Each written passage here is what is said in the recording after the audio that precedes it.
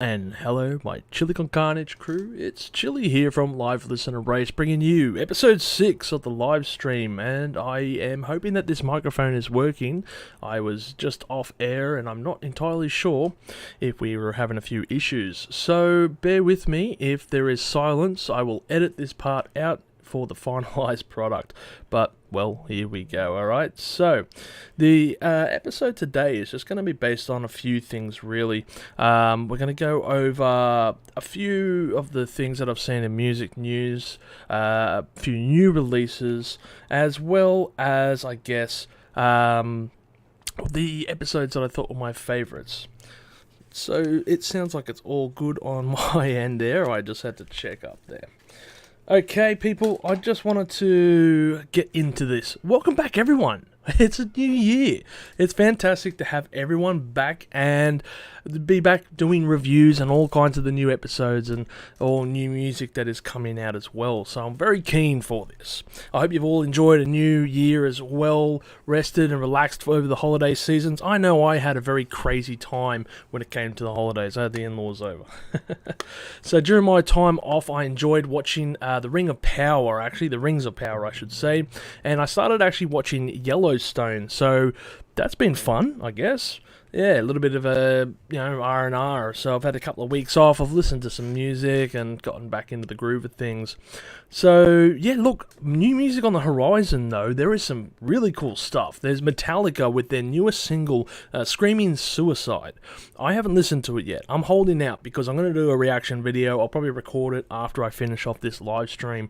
But yeah, Metallica has a new single out ahead of their new album, 72 Seasons, so I am really bloody keen to listen to that song. I liked Lux Eterna. I thought that was a really cool song there, and there was a lot of things going on with that. Short song, sure, but fantastic, really. So I am super keen to check that out. Also, on top of things, I am just checking out. The new music is coming from Mac DeMarco, 5 Easy Hot Dogs. I don't know if anyone's too familiar with Mac DeMarco. I think he should be one of the biggest Spotify players, though. So if you're not too familiar with Mac DeMarco, I'll be a little bit surprised. But indie kind of scene, alt indie, fantastic smooth stuff. It's largely instrumental. I was listening to it earlier today. I think it's purely an instrumental album, and it looks really nice. I'm super keen to listen to that one again to get through that, because, yeah, Mac DeMarco puts out some very interesting music. Maybe I'll get an episode out on that one. Newfound Glory have also released a new album, Make the Most of It. I'm not the biggest Newfound Glory fan. I think I know a couple of their songs, but I might do a review on that one, just depending on how it goes, because there are actually quite a few albums out this week, or today I should say. So, Newfound Glory out with the newest album there. The one that I'm very interested to hear, Stoned Jesus. They're a they're a more stoner metal kind of band outfit. They're coming out of Ukraine there, and Stone Jesus is a band that I've been following for quite a few years. They actually have had a 5-minute review episode on this podcast, but under one of their side projects there that Igor has done, which is Arlequin. So I do recommend checking that one out. Their new album, which should be out, I think, later today or tomorrow morning, my time, is Father Light, and I'm very keen to hear it because Con was a cool song. I listened to their new one, Prayers and Thoughts. It's interesting. I've got my thoughts regarding that one, so I'm super keen to hear what the lads have done over the past 5 years in recording their new album, and I'm guessing that you guys are too, eh? So also, we have 1137. They are long-time fans of the show will recognise 1137, the name. We've done a few reviews on their music, and 1137 have actually put out a new album, probably in the last hour or two, I believe, and that is Sounds of Acceptance. If you haven't checked out the band, it's 1132, that's spaces between 11:30 and 2, all spelt out, not as the numbers. Sounds of Acceptance, 10 new tracks. It's an album that they have been working on for quite a long time, a couple of months now. They've just really put their nose down to the grindstone, I guess, and put a lot of focus and attention to. I was actually listening to this only a couple of minutes ago, and I've got to say, damn, it's good so far. Wow. So I will definitely be putting out a new review on that. Keep an eye on that over the next few days. Now, let's get into the nitty-gritty with this episode. Alright, so this is going to be over. I want to thank everyone, first of all, from the Chili crew here. It's been fantastic this year. Cracking 100 subs has been one of those things, and also 150 episodes of 5-minute reviews. So thank you everyone who has subscribed to the channel. If you haven't already, hey, do your thing, but much appreciated if you do so. All the likes, all the views, everything like that. Thank you very much. It means a lot.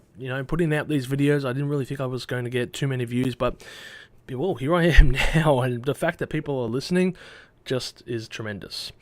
Now, we want to go into a bit of the news that has been hitting today and the last couple of days in particular, and that has been I guess there's been a few people that have passed away. Lisa Marie Presley, rock in peace.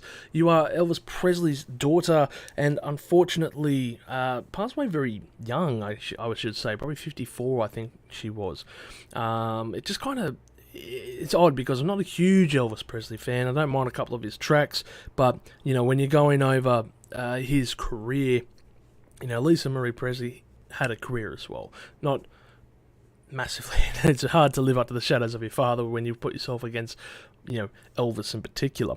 But Lisa Marie Presley had a bit of a career in music, and hell, wasn't she married to Nick Cave at one stage? No, not Nick Cave, Nicolas Cage, sorry. I think so. He's a massive Elvis fan, so I'm pretty sure they were married for a little bit there. I could be wrong. Or was it Michael Jackson? I don't know. It's one of those things. So when the news popped out, I was like, wow, okay. That's certainly surprising there. So anyway, rock in peace there. Also, Jeff Beck. Damn it. Such a brilliant guitarist with the Yardbirds, of course, most famously, I should say, probably.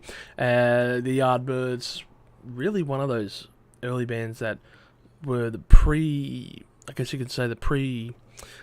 stepping stones to a lot of other famous bands. You had Eric Clapton and Jimmy Page, obviously, with the Yardbirds.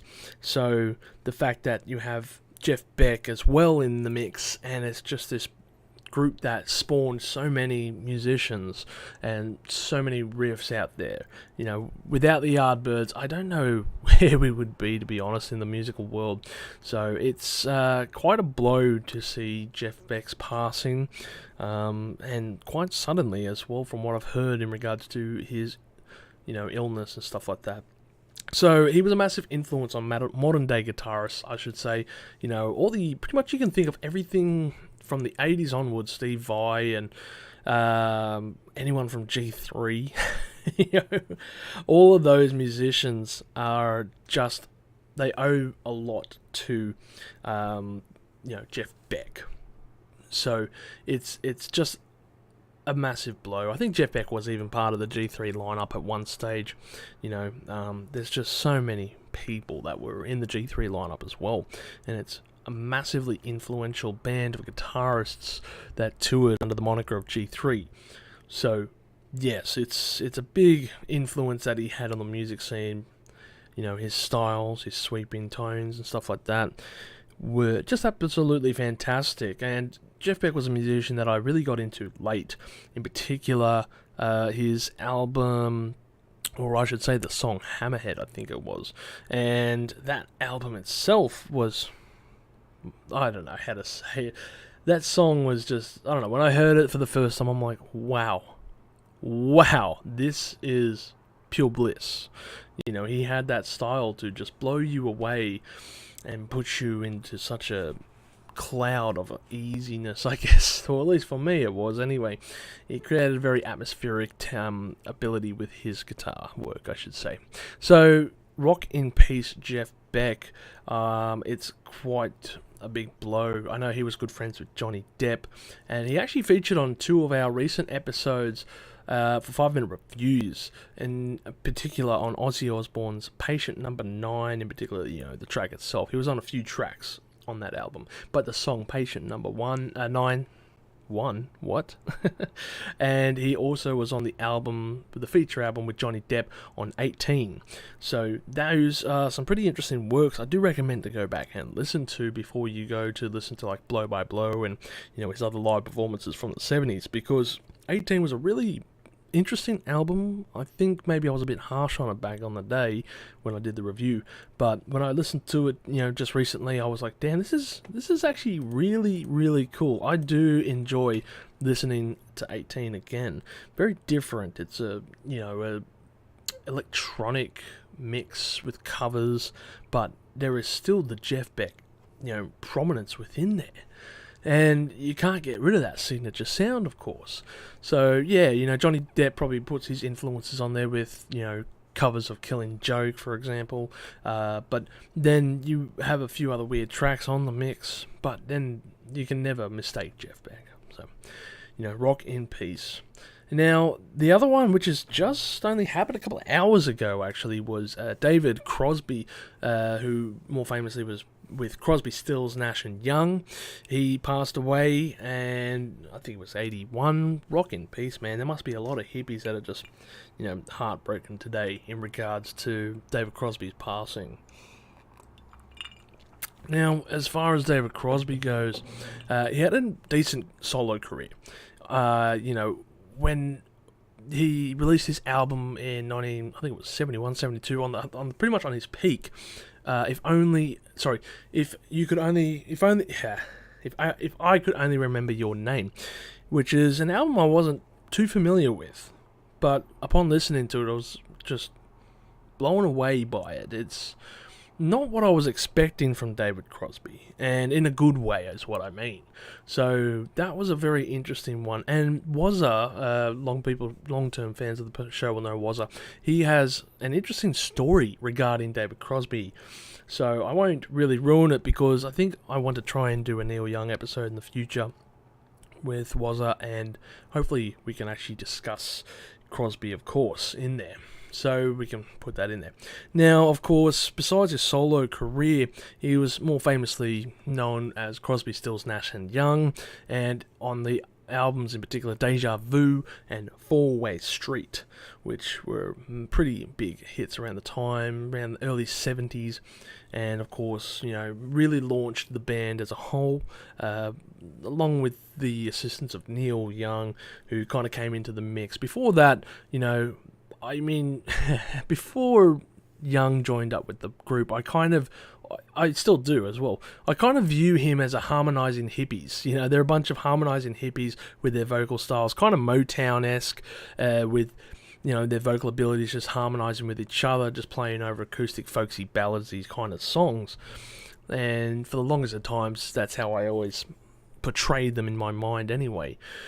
And I don't think it's changed too much, even listening to a couple of their albums earlier today. But, it's still a big blow. I imagine Neil Young will be quite stricken regarding that news. He had a tumultuous career with him, but, at the end of the day, I would say he was definitely a friend of his at the end of it. So, rock in peace, Jeff Beck, David Crosby, Lisa Marie Presley.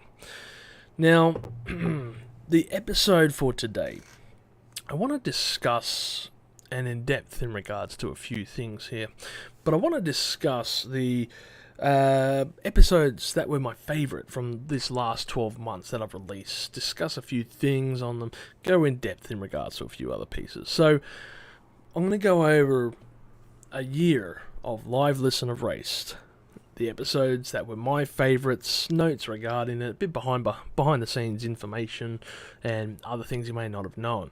So let's get into the first episode I want to discuss, Fly Soldier Island Boy Review.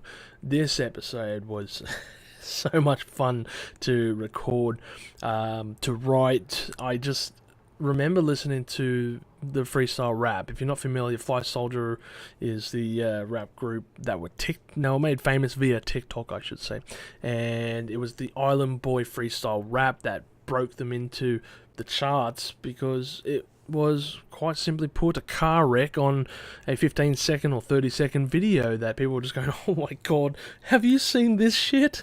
Like, quick guys, check this out. It is just a horrendous freestyle rap, and there was footage even of Snoop Dogg and Chris, not Chris Rock, sorry.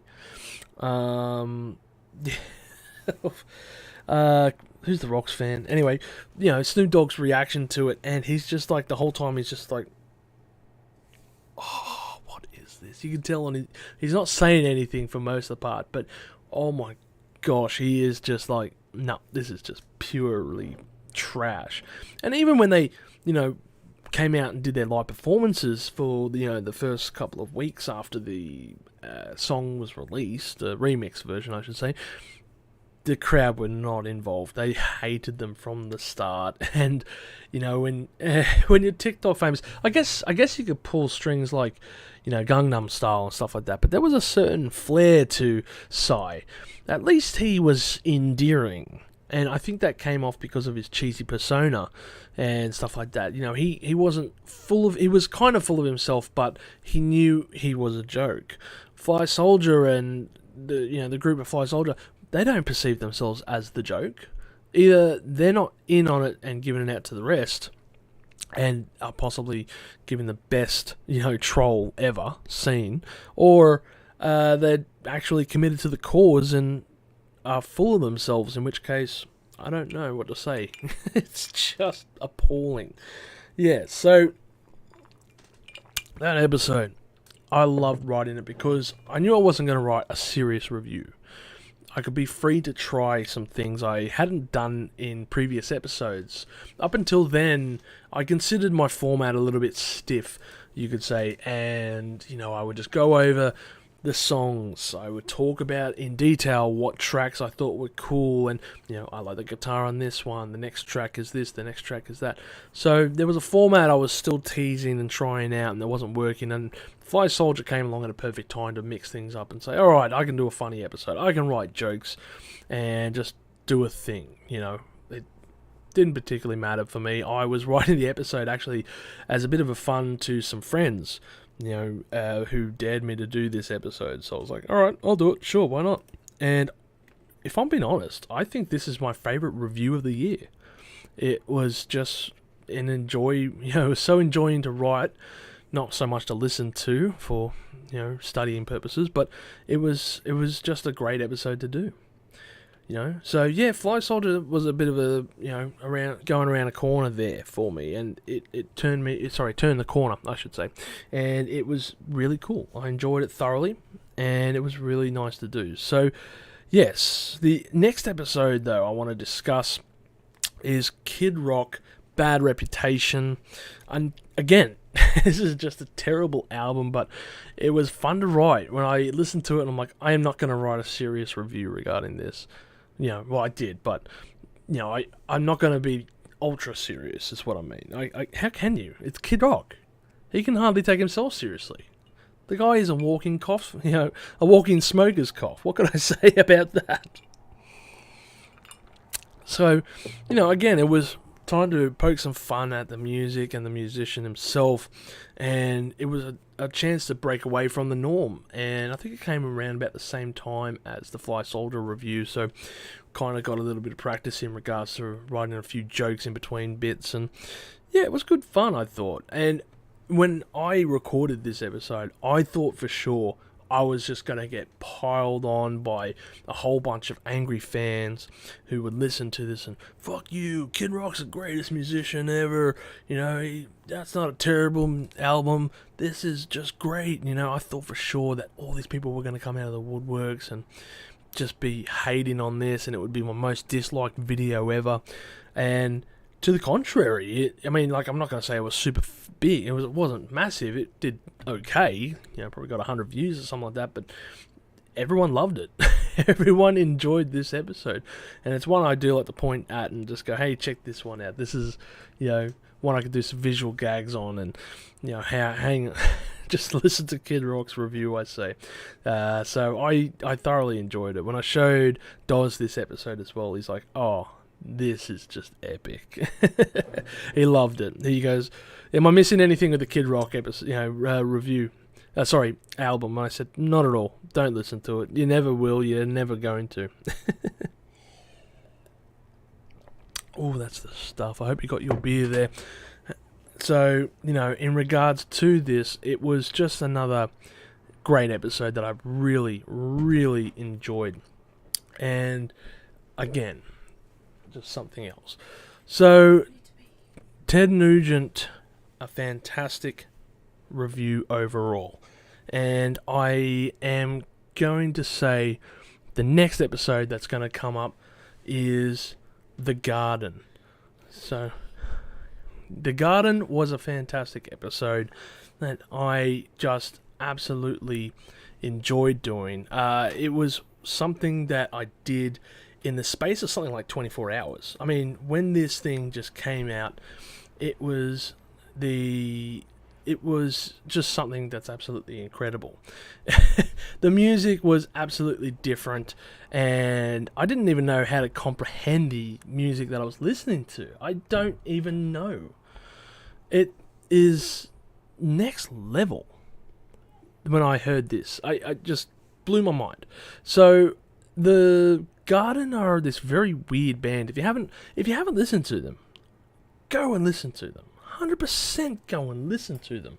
Now, they are just this weird kind of synth punk artist that I just wouldn't even know how to comprehend in 5 minutes and surmise it to say, hey, check this band out, and this is the reason why. There's no one reason. There are so many reasons. Synth punk is the new wave. Synth punk is going to be what the new punk is going to sound like. I'm telling you right now.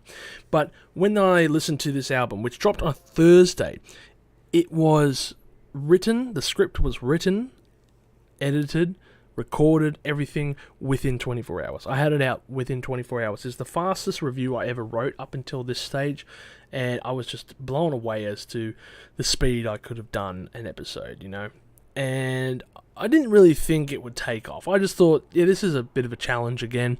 I can do a review that was done, in less than 24 hours. I can do this. I know how to do it now, rather than the older style, which usually took me a couple of days at best and then a week or two to finish and put out. So I knew I could do it. And when I released it, I'm like, man, this thing's going to get probably a couple of views. The Garden don't have a huge fan base.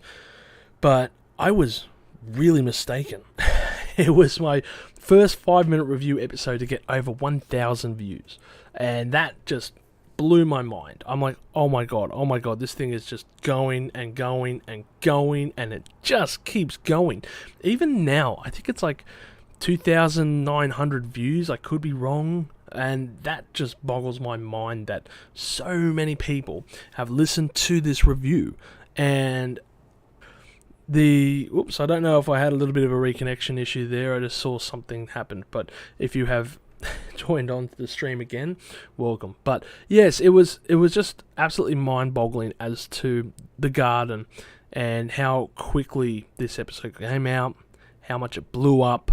It was a bit of a learning curve for me to kind of say, all right, if you put episodes out quicker rather than waiting 3 or 4 weeks, you can get a bit more views typically. Yeah, so sometimes with the older episodes, I know it took 3, 4, 5 weeks to get an episode out after the album dropped, and I am trying to correct myself this year for that one. And The Garden kind of taught me the good reasons why, because I want to expand the family. I want to get the more people in the Chili Con Carnage crew. So, I've got to push myself by doing faster episodes. But still, yep, when it came to that one, that was again another fun episode. Something that wasn't extremely serious, but at the same time was. And I think a lot of people recognize that, when I did the review. A lot of fans of The Garden in particular were just blown away by it. So, moving on to another one. There is the Santana series that I did with Wazza, which was ranking all of Santana's episodes, parts 1, 2, and 3. It had to be split up into 3 episodes, because at the end of the day, he's got like 40 albums or something like that. No, it's not less than that. Sorry, 33 or something like that. And we just had to split every episode up to have like 12 or 11 albums each, because it's just too much to do in one episode. Each recording, when I was looking at it, I think each recording's like 2 hours long. And yeah, that's damn long to be talking about Santana. And this was a bit of a challenge that I wanted to put myself. I was doing a few rankings, and this type of ranking was a little bit different to the other ones, and I'll go into that a bit later on. But this was a different style of ranking, and introducing obviously a guest in regards to this ranking, so it was fun to be able to bounce off Wazza and talk about some of these albums, many of which, or not many I should say, a few of which I just hadn't listened to, which was another really cool thing to go into Santana's music that I hadn't heard and just go back and listen to. A lot of, in particular, his 80s stuff, which I just never listened to, and his solo stuff is just another one as well that is just, I just never listened to his solo albums up until the point I said, let's do the ranking of this album. Alright, to do the ranking of this album, I have to actually listen to this album. So yeah, to go over his solo career, in particular the early stuff, was just amazing to listen to. And I can imagine this would be the reason why I became Santana's top 0.01% listeners on Spotify, because at the end of the day I had to listen to so much Santana, just writing notes and more notes, of course, in regards to that. So yeah, it was a fun challenge to do. It was one I also want to try and do later on in the year. I don't know which artists we're going to cover, but something that we're just going to, probably do with, I don't know, Neil Young maybe, who knows, Rolling Stones, but I'll discuss with him, and, because obviously every one of these episodes that we did took, I'd probably say, a month or two of preparation, or, 2 months preparation, plus recording and all the rest of that. So, yeah, I've definitely got better quality equipment now, and makes it easier for recording us, but it pushed me to, I guess, find out methods as to how to best off record and do all this stuff like that. Another good challenge. Now, speaking of Santana again, and another challenge was Supernatural and the retro review. So Santana's album Supernatural and the retro review that I did for that episode, it was really the start of my retro review series, and it was just something I just kind of challenged and pushed myself to do. So this episode, I just said, I want to try something. I want to try something a little bit different here. I was looking up to one of my favorite YouTubers, Todd in the Shadows, and just thinking, how can I guess, try to be similar into what he's doing.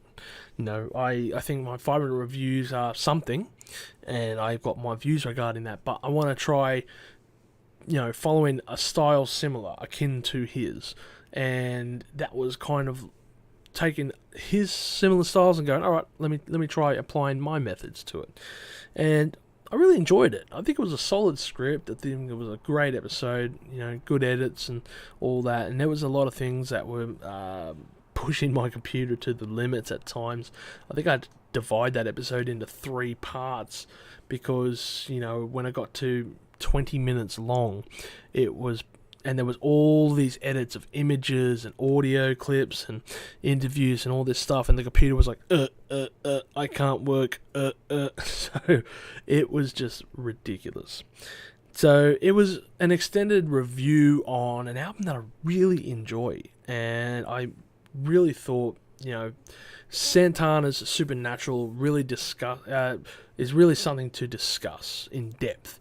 And it's got a very interesting history besides the poppy songs that you're very familiar with. So, yes, it was just a great one to go over. And another one when it comes to retro reviews, the one that I've just recently released, which was Black Sabbath, Headless Cross, the retro review, which, thank you John M. for recommending this album to me. You messaged me and I took the time to have a listen to the album, one that I probably hadn't listened to properly. I only heard maybe a track or two. And this was a complex episode because I was trying to think how to, I guess, approach it, because listening to it was hard. taking the time out to listen to it and all the rest of that. But also, it was very difficult to find information on a lot of the tracks and stuff like that. With Supernatural, it's very easy to find stuff. It's very easy to find information because, I mean, the album came out 20-ish years ago, and it's a massive album. So lots of people are going to have information regarding this album. But Black Sabbath Headless Cross is an album that often gets overshadowed by several other albums by Black Sabbath. And it's during an era which is kind of forgotten to Black Sabbath's history. So it took like 8 months to finalize a script, record, edit, find clips, find information and data, all this stuff. It took like 8 or 9 months, and it was just... At one stage, I just knew I'd pushed it off for too long, and I said, alright, I've got to go into the script. I've got to finalize this thing, do it, and now, once it's done, alright, now I've got to record it. Once I've got the recording, then I can edit it, okay, and now I've got it recorded, I can edit. So, it was very interesting because it's an era that I know nothing about, or not a lot about, for Black Sabbath, and Tony Martin's era is one to really listen to because there's some very interesting stuff. Yeah, there's some questionable stuff, which I go into more on that, but there is some very interesting stuff for Tony Martin, and his information. Actually, a quick one: Tony Martin's Black Sabbath era is going to be coming out on Spotify very soon this year. I didn't think it would come. I didn't think it was going to come out for a few more years. To be perfectly honest, I didn't even know. I didn't think it was going to come out at all. I thought it would just be that happened and you can't listen to it. Buy the CD. But Tony Iommi finally came to a conclusion. I think he owns the rights to the music at the end of the day, and said, "Yep, we're going to put it out finally." And Tony Martin's a very, very nice bloke. He's very social on Facebook and all the rest of that stuff, and he has a cool little solo career as well that is just, interesting to look at. I think he released a solo album only last year, Thorns, and he is quite a talented musician. Very, very interesting singer. So for me to have a look over the Black Sabbath era with this information in mind, it just sheds new skin, I guess, in there. The next episode I wanted to discuss was Ozzy Osbourne's Patient Number 9 reaction. Now, I wanted to do reactions for the longest of times. I just wasn't entirely sure how I would set it up, how I would work it in, and all this stuff. And there was a lot of things that I had to kind of learn on the fly. But it worked to a degree. So I found software to do screen recordings. Obviously, recordings like this is not a problem, but the screen recordings, found the information to do that and downloaded stuff for screen recordings, and it works awesome. The only other side was, of course, figuring out YouTube's algorithms. So there are things that I'm not going to discuss here, but yes, there are ways to make them work. And this was the first episode that I did a reaction on. It was just tremendously fun. Also to listen to a new song by Ozzy Osbourne I had never heard and be able to do a reaction. So it was just wicked to listen to. And again, it was a Jeff Beck guitar, work in there. Just mind-bogglingly fun. It was cool. Now, speaking of reactions, there is of course another reaction episode I just wanted to briefly mention, and that was the Butterfly Effect Visiting Hours reaction. What a great song. It actually made my list of top 10 songs of 2022. Check out that episode as well. But I was just absolutely blown away when the band actually watched and commented on the video. And, I get up one morning, check out the review, check out the comments and stuff, and then I see the Butterfly Effect band themselves actually commented on the video. So I was, yeah, it's an Aussie band that I've listened to and enjoyed for 20 odd years, and the fact that they have actually watched my podcast and watched this review or reaction, I should say, just brings a great smile to my mouth. It's just amazing to think that I have been watched by the band and all that. So, yeah, I like that. I just want to make that note.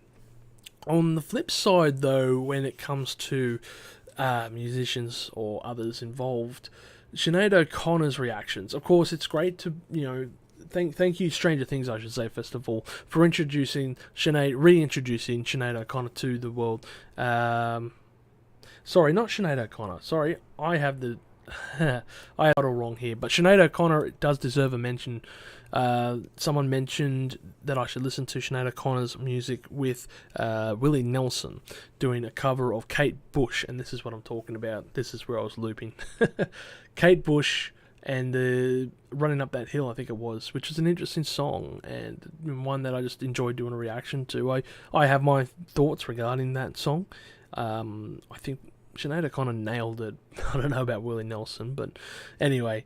But Kate Bush, this was the reaction that I wanted to discuss. So I did a couple of reactions, I think it was like Egyptian, Running Up That Hill. I wasn't going to do a reaction to that because everyone heard it if you watch Stranger Things. It's just fantastic that Stranger Things reintroduced the world to Kate Bush. But there was Wuthering Heights, which was one that I wasn't overly familiar with. I couldn't recall it and decided to do a reaction to. And this is where I guess, getting hard strikes was a learning curve, because that video did get a hard strike and taken down. So there was that learning curve as to the right way to do things and the wrong way to do things. So I learned how to deal with that one. And I've actually discussed it. It's not Kate Bush that struck it down. There's other things involved in that one. But I've actually talked with the person involved, and we came to a great conclusion, I feel. And I think there's opportunity within there, and I would like to see if that's possible down the track. I won't allude too much more into that. Let's just say that's a possibility for a future episode. But yeah, it was cool to listen to Kate Bush and her music. Her music is quite interesting, so yeah, really cool. Now, those were my favourite episodes of the year. And I just want to quickly mention, again, thank you very much for all that have subscribed to the channel. You guys are amazing. Cracking 100 subs in the year was absolutely mind-blowing. And I never thought I would get more than 100 subs. So the fact that I have is tremendous. But the future of the show, what's going to happen for the rest of the year, or the rest of the show's career, I should say.